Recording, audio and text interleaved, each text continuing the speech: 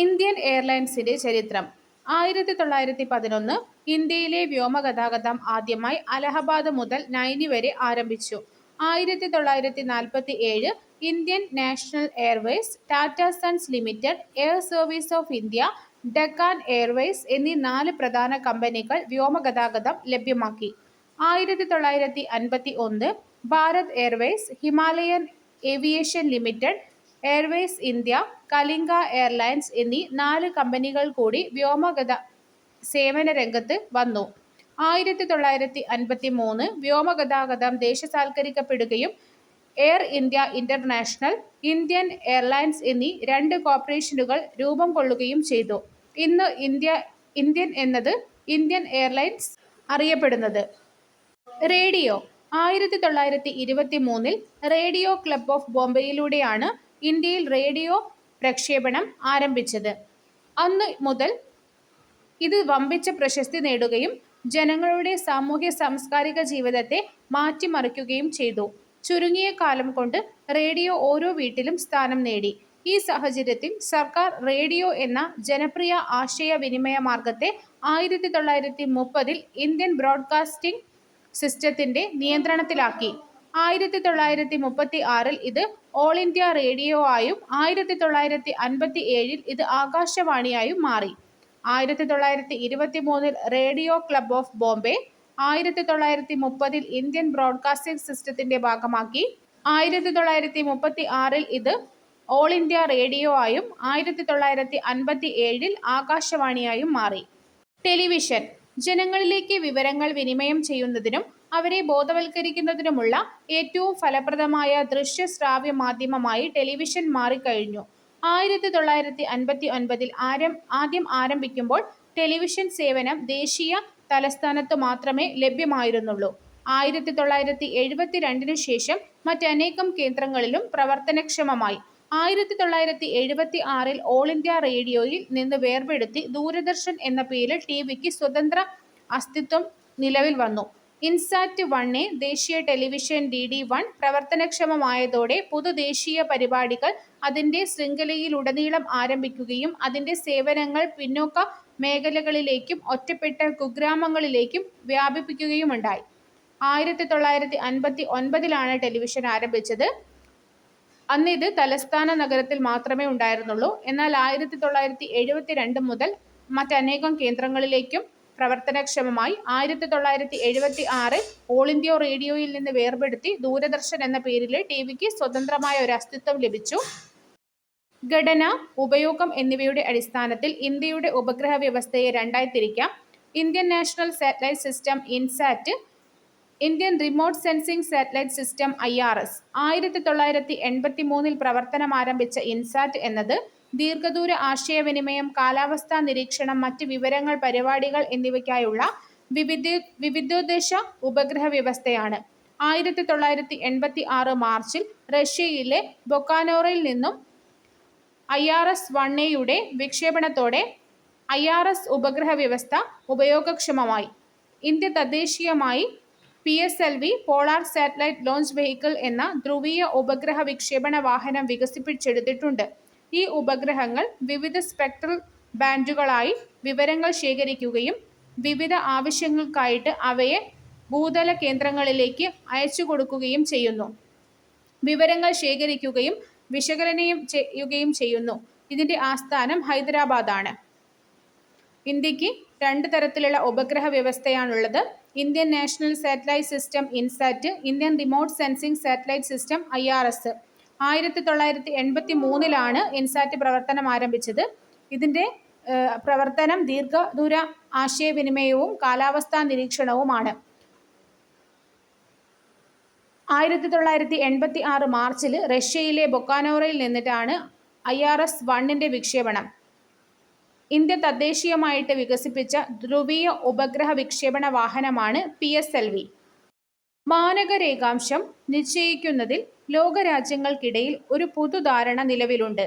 പൊതുവായിട്ട് 7 ഡിഗ്രി 30 മിനിറ്റിന്റെ ഗുണിതങ്ങളായ രേഖാംശ രേഖയാണ് മാനക രേഖാംശ രേഖയായിട്ട് പരിഗണിക്കുന്നത്.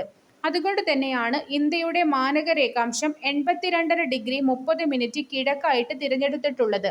ഇന്ത്യൻ മാനക സമയം ഗ്രീനിച്ച് മാനക സമയത്തേക്കാൾ 5 മണിക്കൂർ 30 മിനിറ്റ് മുന്നിലാണ്. വിശാലമായ കിഴക്കു പടിഞ്ഞാറ് വിസ്തൃതിയിൽ ഒന്നിലധികം മാനക സമയങ്ങളുള്ള ചില രാജ്യങ്ങളുണ്ട്. ഉദാഹരണമാണ് USA. USAക്ക് 7 സമയമേഖലകളുണ്ട്. ബംഗാളിലെ സോനാർ താഴ്വര മുതൽ സിന്ധു താഴ്വര വരെ തന്റെ സാമ്രാജ്യം ശക്തിപ്പെടുത്തുന്നതിനും ഒരുമിപ്പിക്കുന്നതിനുമായി ഷേർഷാ സൂരി നിർമ്മിച്ചതാണ് ഷാഹി അഥവാ രാജകീയ റോഡ്. ബംഗാളിലെ സോനാർ താഴ്വര മുതൽ സിന്ധു താഴ്വര വരെ തന്റെ സാമ്രാജ്യം ശക്തിപ്പെടുത്തുന്നതിനും ഒരുമിപ്പിക്കുന്നതിനുമായി ഷേർഷാ സൂരി നിർമ്മിച്ചതാണ് ഷാഹി അഥവാ രാജകീയ റോഡ്. ഷാഹി റോഡിന്റെ മറ്റൊരു പേരാണ് രാജകീയ റോഡ്. ഇത് നിർമ്മിച്ചത് ഷേർഷാ സൂരിയാണ്. ബംഗാളിലെ സോനാർ താഴ്വര മുതൽ സിന്ധു താഴ്വര വരെയാണ് ബന്ധിപ്പിക്കുന്നത്.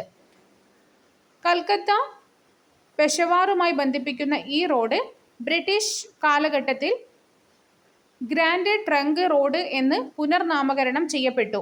ഇപ്പോൾ ഇത് അമൃത്സർ മുതൽ കൊൽക്കത്ത വരെയാണ്. ഇതിനെ 2 ഭാഗങ്ങളായിട്ട് വിഭജിച്ചിരിക്കുന്നു. ആദ്യത്തേത് ഡൽഹി മുതൽ അമൃത്സർ വരെ, രണ്ടാം ഭാഗം ഡൽഹി മുതൽ കൊൽക്കത്ത വരെ. NHAI national highway authority of ഇന്ത്യയിൽ വിവിധ ഘട്ടങ്ങളായിട്ട് ചില വൻ പദ്ധതികൾ ഏറ്റെടുത്തിട്ടുണ്ട്. സുവർണ ചതുഷ്കോണം ഇന്ത്യയിലെ 4 വലിയ മെട്രോ നഗരങ്ങളായ ഡൽഹി, മുംബൈ, ചെന്നൈ, കൊൽക്കത്ത എന്നിവയെ തമ്മിൽ ബന്ധിപ്പിക്കുന്ന 5846 കിലോമീറ്റർ ദൈർഘ്യവും 4-6 വരി പാതയുള്ള അതിവേഗ ഗതാഗത ഇടനാഴിയുടെ നിർമ്മാണം.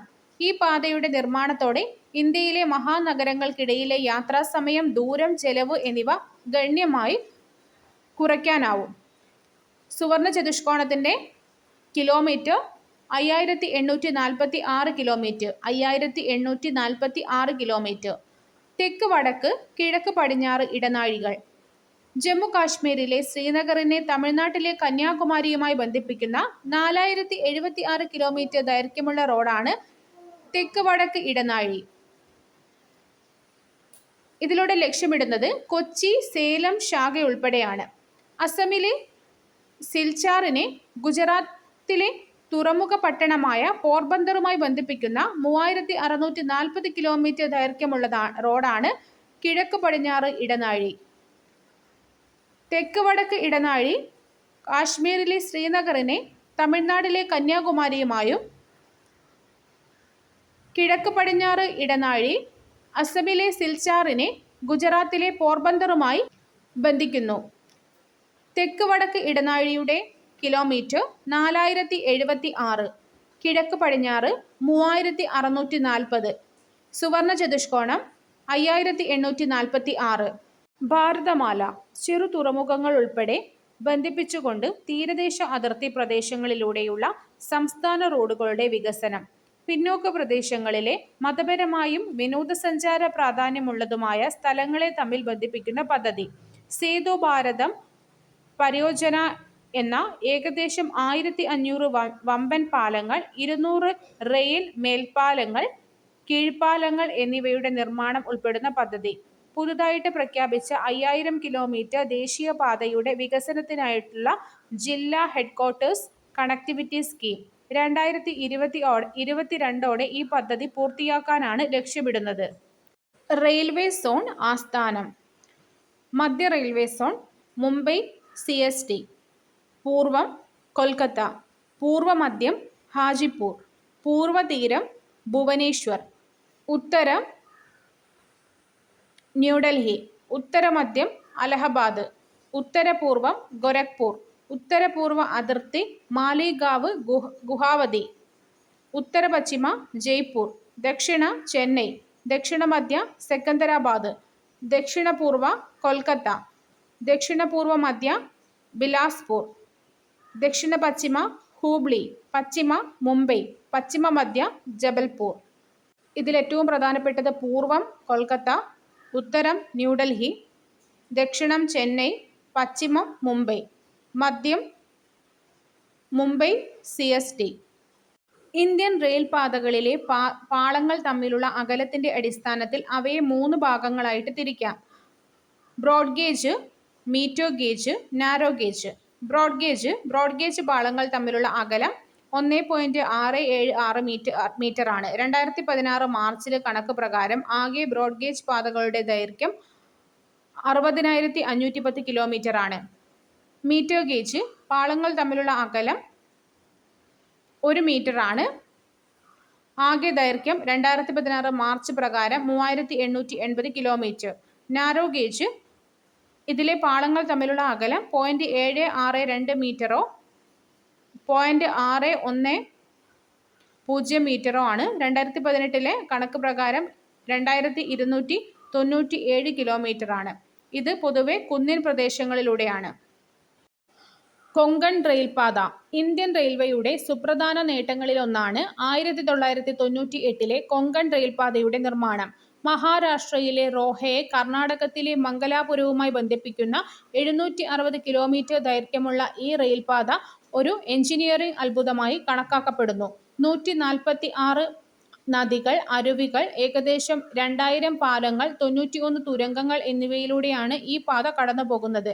6.5 കിലോമീറ്റർ ദൈർഘ്യമുള്ള ഏഷ്യയിലെ ഏറ്റവും വലിയ തുരങ്കം ഈ പാതയിലാണ്.